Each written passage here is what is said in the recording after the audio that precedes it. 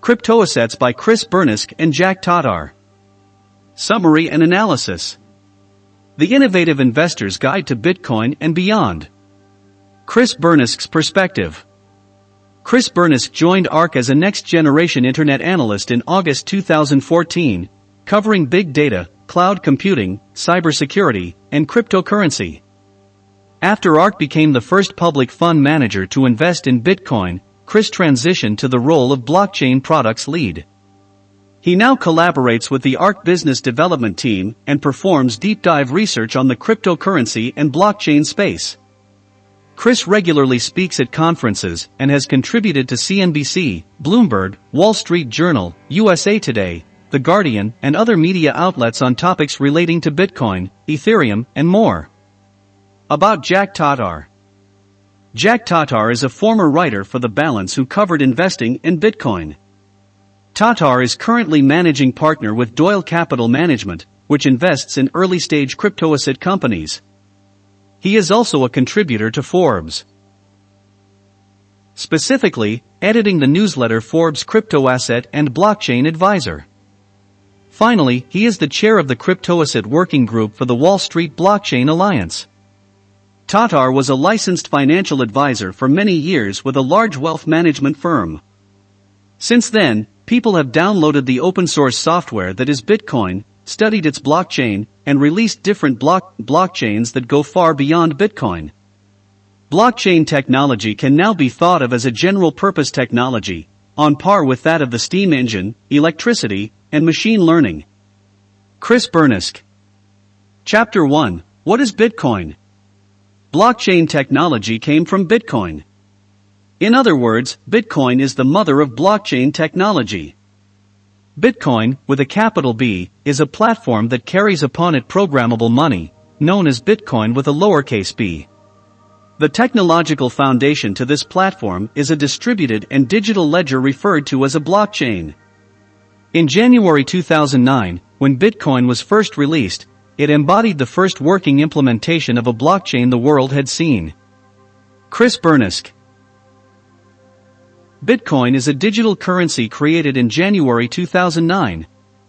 Following the housing market crash, Bitcoin developed from ideas set out in a white paper by the mysterious and pseudo-anonymous Satoshi Nakamoto. The identity of the person or persons who created the technology is still a mystery. Bitcoin offers the promise of lower transaction fees than traditional online payment mechanisms and is operated by a decentralized authority. Unlike government-issued currencies, there are no physical bitcoins. Instead, people just have balances kept on a public ledger that everyone has transparent access to. That, along with all Bitcoin transactions, is verified by a massive amount of computing power. Bitcoins are not issued or backed by any banks or governments, nor are individual bitcoins valuable as a commodity.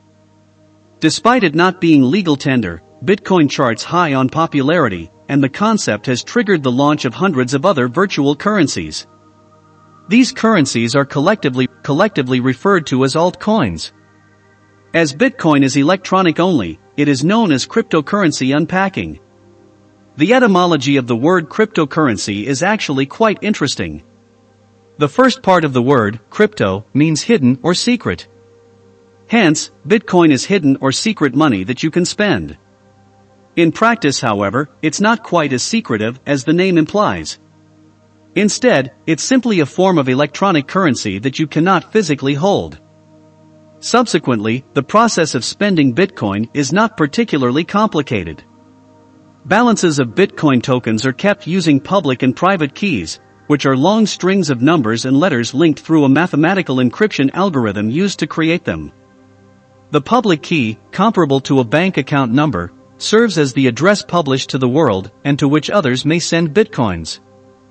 The private key, comparable to an ATM PIN, is only used to authorize Bitcoin transmissions.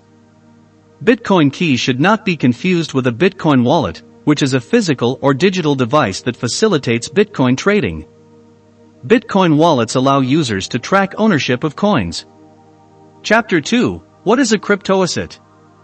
Human ingenuity often surfaces when it's most needed, and now, a new technology is emerging that returns to the decentralized ethos of the original internet with the potential to revolutionize our computational and transactional infrastructure, blockchain technology. Every second, millions of packets of information are transacted between humans and machines using the internet, and blockchain technology is forcing us to rethink the costs, security, and ownership of these transactions. Chris Burniske. Cryptocurrency versus fiat currency. Bitcoin is not physical.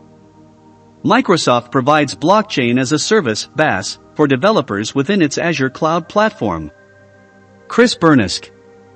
Most of our finances are online these days. Our paychecks arrive in our bank accounts through an electronic direct deposit.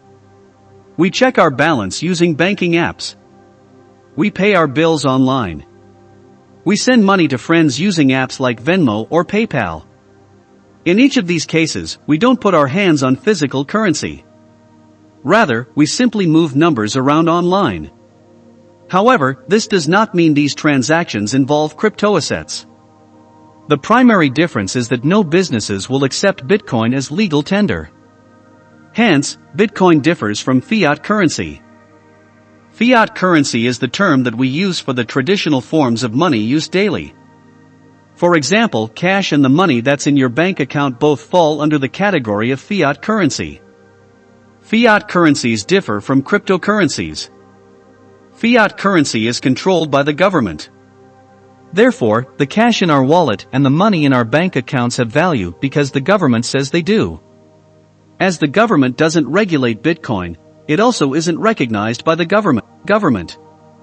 Bitcoin is a perfect example of how the government uses its authority to control our finances and our choices. Fiat currencies only hold value because everyone has been made to believe they do. Cash is nothing but a printed piece of paper that our society has imbued with value. If our reality was twisted and our government suddenly said that pinto beans were legal currency, we would all pay with pinto beans and believe they had value. Cryptocurrencies like Bitcoin don't rely on government-controlled channels. Consequently, this has given rise to the popular misconception that Bitcoin is unsafe. In the interest of impartiality, the authors accept that some illegal operations can benefit from the availability of untraceable funds. For this reason, Bitcoin is very popular on the dark web and can be used in any number of illegal activities. For example, Bitcoin has been used in prostitution, the drug trade, and the production and purchasing of child porn. However, the author also observes that fiat currencies can be used for all these illegal activities. Therefore, crime isn't really the government's primary concern when it comes to Bitcoin. Instead, they're concerned that if Bitcoin could become a mainstream choice of currency. If this happened, the banking system might become obsolete. However, Bitcoin could become a traceable currency if the government accepted it as legal tender. The authors explain that Bitcoin is a relatively poor choice for conducting illegal business online. Forensic analysis of the Bitcoin blockchain has helped authorities to arrest and prosecute several criminals. It's also impossible to conceal your financial trail by using Bitcoin, because every new transaction is recorded and becomes part of the blockchain that characterizes your Bitcoin wallet. Bitcoin is electronic. Cryptocurrencies are systems that allow for secure payments online, denominated in terms of virtual tokens. These tokens are represented by ledger entries internal to the system. Crypto refers to encryption algorithms and cryptographic techniques that safeguard these entries. Examples of these techniques are elliptical curves, encryption, public-private key pairs, and hashing functions. These techniques are adopted by Bitcoin miners. This name may make you think about the California gold rush, where miners raced out west with their pickaxes and their gold dust pants. However, the authors highlight that this is an excellent analogy. People hoped gold would be the currency of the future. Many people cherished the same hopes for Bitcoin, and mining for Bitcoin is more or less the same process as mining for gold. The only difference is that the process has now been digitized. Instead of human-led mining, Bitcoin mining is carried out by supercomputers. Just as people sifted through rocks and silt, hoping to find a few nuggets of gold, These supercomputers sift through complex electronic code to find the details of Bitcoin transactions. Each new transaction, also known as a block of code, is added to a public record called a blockchain. Then, Bitcoin miners perform a similar function to banks or credit card companies. Upon verifying a transaction's authenticity, supercomputers add the transaction to the blockchain. You and other Bitcoin users can look up that record to confirm that the transaction was safe, secure, and verified. This prevents something called double spending, which occurs when a block or Bitcoin transaction is duplicated. Although we don't have this problem with cash or in the money in our bank accounts, Bitcoin transactions can be copied because they are basically just strings of computer code. If you can duplicate your Bitcoin, you can then spend money and hold on to the original at the same time. Obviously, that's not ideal. Therefore, Bitcoin miners exist to verify transactions and prevent duplications. Bitcoin might not be regulated by the government. Still, it has its own rules, regulations, and safety nets that are in place to keep users safe. Bitcoin has its own advantages and disadvantages, just like any other form of currency. Chapter 3: Should you invest in Bitcoin? Such rapid changes in price are almost always fueled by mass speculation and not fundamental growth.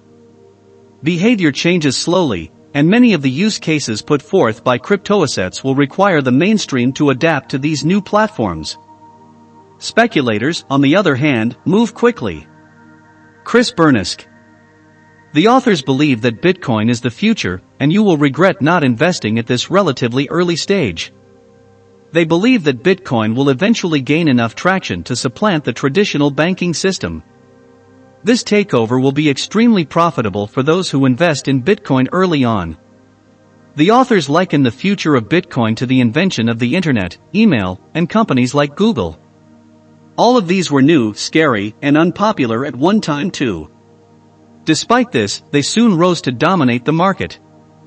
Once trailblazers like Google and Facebook reach the pinnacle, this is when everyone wants to invest. However, at this point you will have lost out on the opportunity to make substantial profits. People will always be jealous of the visionaries who saw potential in these newfangled ideas long before they became mainstream. How to invest? The authors offer an outline of how you buy Bitcoin. Essentially, Bitcoin can be purchased using fiat currency, just like any other investment. However, you should be warned that this investment doesn't come cheap. Therefore, the authors suggest you take some time to think about what you want to do with your cryptocurrency and whether the investment is worth it to you. Additionally, Burniske and Tatar also advise you to watch the market for a while first and familiarize yourself with the cryptocurrency market's rises and falls before investing. With that said, he also cautions that Bitcoin comes with the same risks as any other type of financial investment. There's always a chance you could lose your money and be left with nothing. This is why it is especially important that you take your time and familiarize yourself with the Bitcoin market before investing any money of your own. Once you feel comfortable knowing what you're doing, you can invest in your own way. The authors observe that Bitcoin's inherently versatile nature makes it extremely profitable and flexible. Therefore, it is perfect for new investors. However, like all investments, you have to take some risk to reap the rewards. Final summary and review of cryptoassets. Cryptoassets aim to tackle every question ever asked about cryptocurrency. Cryptoassets have unique characteristics that have to be considered when investing. Therefore, Burniske and Tatar decided to provide an investor's guide for one of the fastest growing sectors. Subsequently, Cryptoassets offers tips on navigating the future bubbles, helps you understand the importance of cryptoassets for our future, and helps you effectively value cryptoassets.